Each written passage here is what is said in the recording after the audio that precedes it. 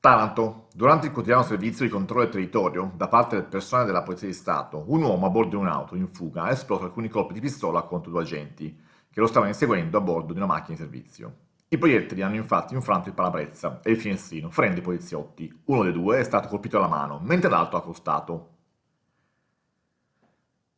I due agenti sono stati trasportati in ambulanza all'ospedale Santissima Annunziata, ma non sono in pericolo di vita.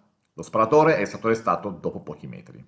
Il capo della polizia, il direttore generale della pubblica sicurezza Giannini, ha espresso al telefono gli auguri di pronta guarigione agli agenti feriti durante il quotidiano servizio di controllo del territorio.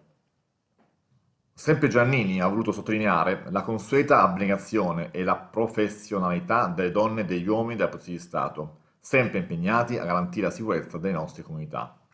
E sono molte, moltissime le testimonianze di stima e di vicinanza da parte di molti cittadini che stanno giungendo alla questione di Taranto. Eccone alcune. Da Taranto, operatore 32. Buonasera, ripeto solamente un secondo, vi volevo fare i complimenti parecchi e massima solidarietà per tutti voi.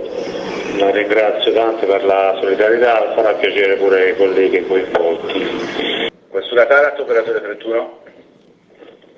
Buonasera, mi scusi se vi disturbo, volevo solamente esprimere la vicinanza e la solidarietà ai due colleghi feriti in servizio oggi. Sancio Giuliani, non so, sono militare e mi dispiace dell'accaduto.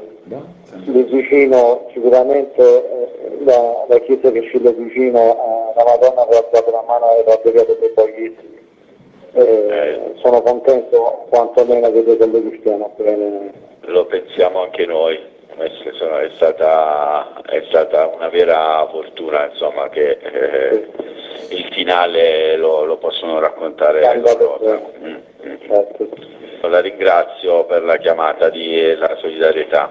No, quanto è il minimo perché anche voi ogni giorno vestivano la divisa e sapere cosa significa ogni giorno compiere gesti in sacrificio comunque sia si prestare servizio ogni giorno.